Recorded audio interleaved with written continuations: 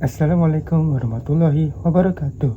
We are from Group 7. Today, we are going to present about case analysis on Maybank Islamic Berhad or MIB, view in both ethical and corporate governance perspective. This is our group members, consists of 5 people. Start with Muhammad Adam Zarif bin Muhammad Azman 1220679.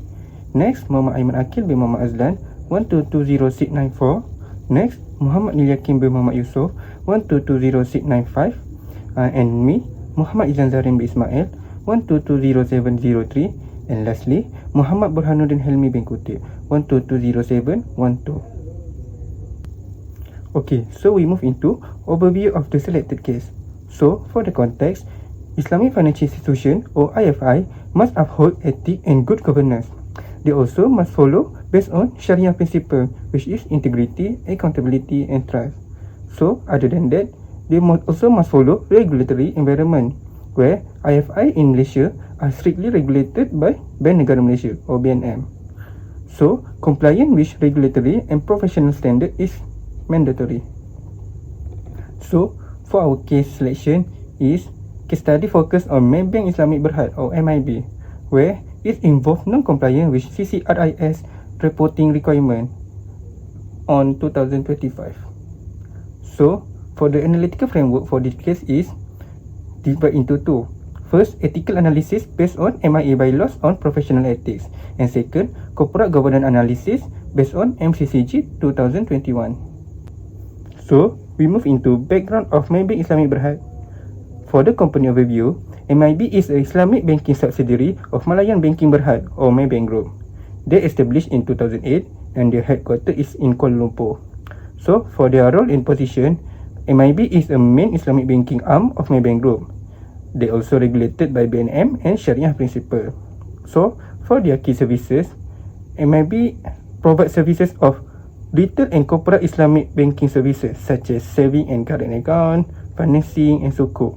They also provide Sharia compliant product service structures such as murabahah, ijarah and tawarruk. We move into the case timeline, where in December 2023, BNM issued CCRIS requirement where it's mandating accurate and timely credit reporting. So, this professional body, including MIB, must follow ethical and governance standard, which is guided by MIA by law and MCCG 2021 to ensure integrity and effective oversight. However, there are compliance failure detected in MIB, where they submit inaccurate and late CCRIS data, thus affecting 3 borrowers. So, BNM make an enforcement action, where RM 1.2 million AMP imposed on MIB under Section 1553B IFSA on 3 March 2025. So, for the case closure and impact, the penalty was settled, but it highlighting weaknesses in data integrity and internal control on MIB. Assalamualaikum everyone. Today I will present the ethical analysis of Maybank Islamic Berhad regarding the 2035 SICRIS reporting failure. To evaluate this case, we have used the MIA bylaw on professional ethics as our primary framework. Our findings are summarized in this compliance table. Looking at the table, we found that MIB failed in 4 of 5 fundamental principles. Okay, first on integrity, MIB failed as they were associated with false and delayed credit data. Second, regarding objectivity, professional judgment was compromised by internal KPI pressure and over-reliance on flawed technology. Third, there was a clear lack of professional competence and due care. The submission of inaccurate data for 3 borrowers show a failure in diligent verification and a lack of proper staff supervision. Moving to professional behaviour, the resulting 1.2 million ringgit fine by Bank Negara Malaysia BNM under the IFSA 2013 has discredited the profession reputation. It created a disparity between MIBs ethical branding and its actual operation. However, we did find compliance in confidentiality. Despite the data being inaccurate, there was no evidence that sensitive borrower information was leaked to unauthorized third parties. In conclusion, these ethical breaches highlight significant weaknesses in MIB internal controls. The failure is not just technical, it is a failure of professional responsibility. This has impacted stakeholders significantly. From borrowers facing unfair credit judgment to a decline in investor confidence in the Islamic financial system's integrity. So we recommend that MIB strengthen its ethical culture and automated reporting system to prevent future recurrences. For this slide, I will explain the impact on stakeholders from an ethical perspective. In this case, the inaccurate submission of CCRS data by Maybank Islamic Berhad cause unfair harm to borrowers. Borrowers depend on accurate credit records when applying for financing, and any error may lead to loan rejection or unfavorable financing term, even when they have fulfilled their obligation. This situation reflects a lack of integrity and due care according to the MIA bylaws, particularly Section 111 on integrity and Section 113 on professional competence and due care.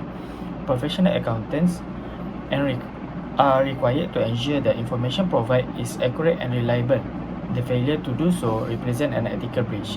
In addition, the inability to properly identify and respond to the non-compliance. Overall, this incident weakens public trust in the Islamic financial institution and contradicts Islamic ethical values such as amanah, justice, and the protection of public interest. So now I will explain about the recommendation for the ethical issue. For the first, to strengthen integrity, we recommend a mandatory data verification and ethical declaration process before CCRIS submission. This ensures officers take direct responsibility for the accuracy and completeness of reported data. Second, to enhance objectivity, an independent compliance review function should be introduced to minimize operational pressure and over-reliance on automated system. Third, in terms of professional competence and due care, continuous training on CCRIS requirement and stronger supervision are essential to reduce technical error and improve diligence. Lastly, to address professional behavior, an ethical compliance framework should be enforced to ensure adherence to regulatory requirements and protect the reputation of the profession. Overall, this recommendation aim to restore trust, improve ethical accountability, and ensure that regulatory reporting is conducted with integrity and responsibility.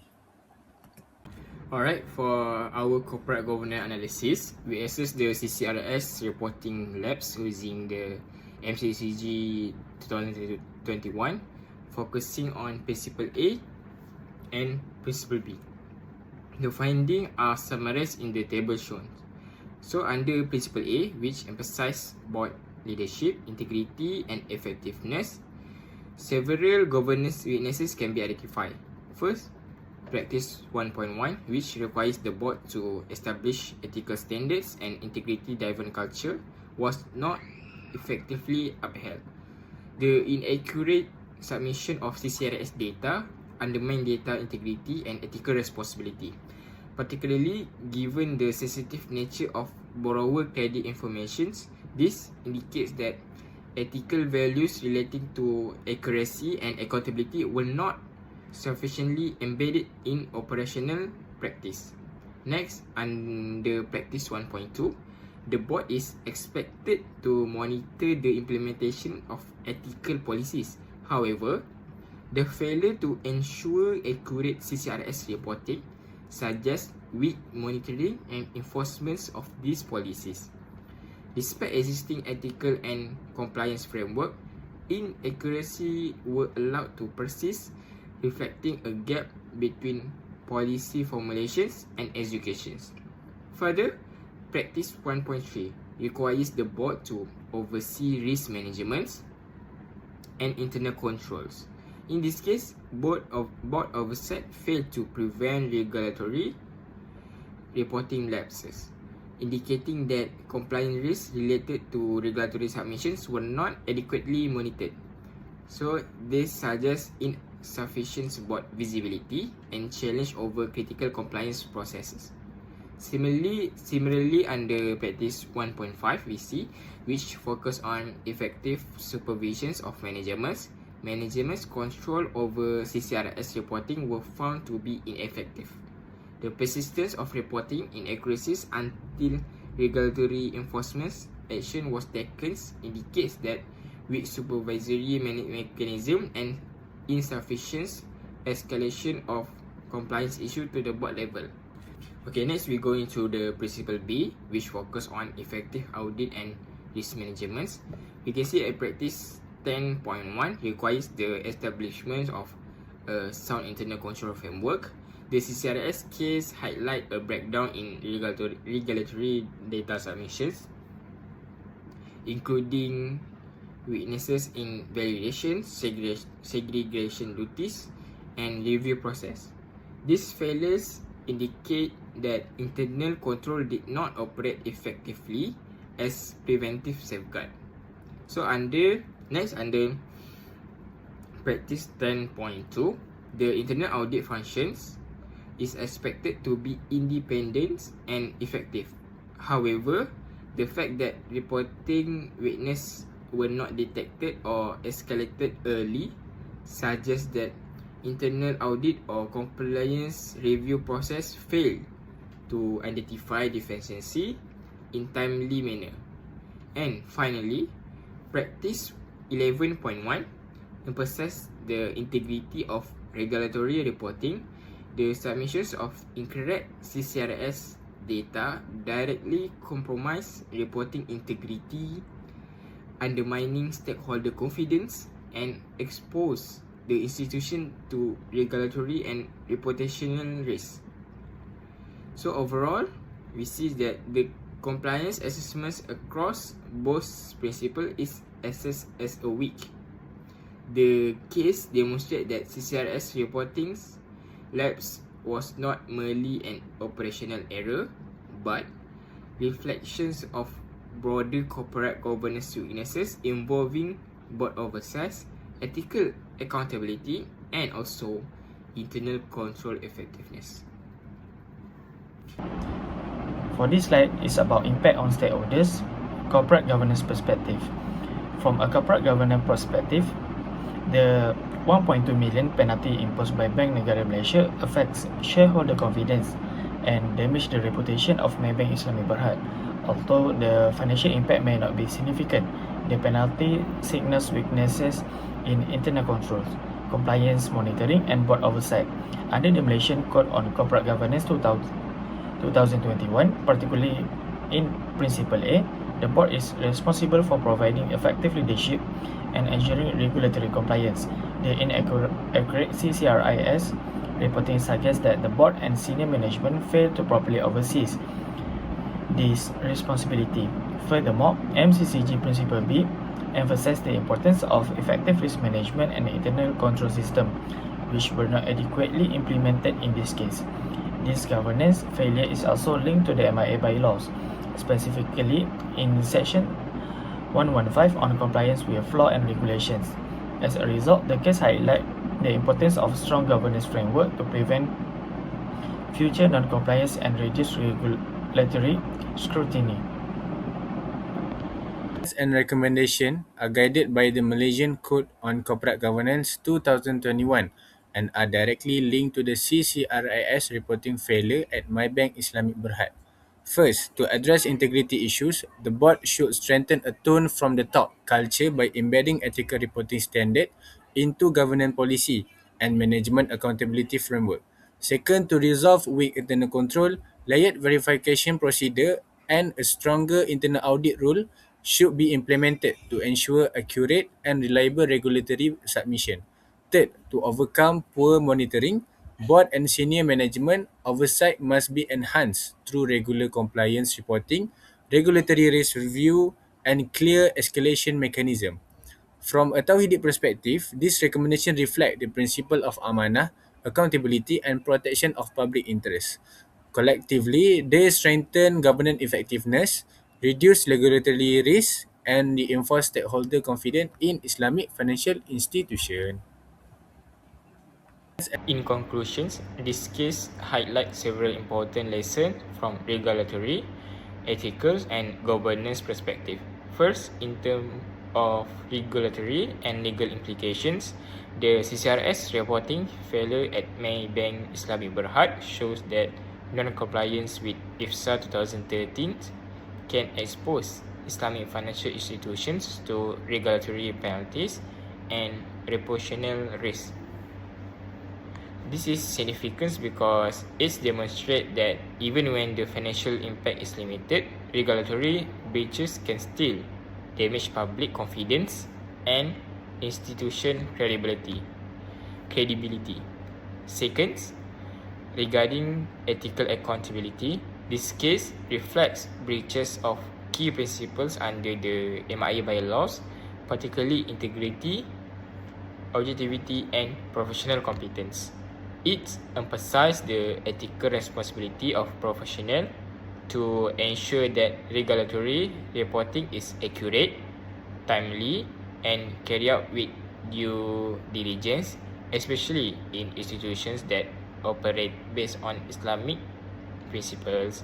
Lastly, from governance perspective, with board oversight and internal control mechanisms as outlined under MCCG 2021, Principles A and B highlight gaps in governance practice. This underscore the need for stronger governance structure, effective monitoring, and ethical leadership in order to sustain trust in Islamic banking institutions.